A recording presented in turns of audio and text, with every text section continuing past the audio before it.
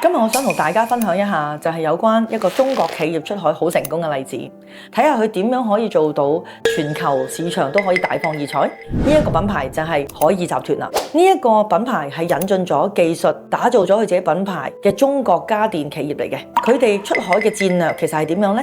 其實佢哋經歷咗從國際化到全球化嘅轉變，可以喺日本嘅市場擴展，其實令人刮目相看。1999年海爾進入咗日本市場嗰陣時候，佢哋出口嘅額只係得$90萬嘅啫。透過咗本土化嘅研發啦、製造啦同埋行銷三位一體嘅佈局，到咗2016年，海爾喺日本咧嘅總收入係達到300幾萬億嘅日元，大約係幾多錢呢？係3億美元嘅。海爾喺日本非常之成功，係一個好成功嘅例子。唔單止咧，佢係喺個銷售額入邊增長，更加做到咧呢個品牌喺日本市場深入民心，令到日本市場係非常之認可。最終海爾產品喺日本嚟講咧，佢係佔據咗日本冰箱市場嘅第一位，洗衣機嘅排第2位。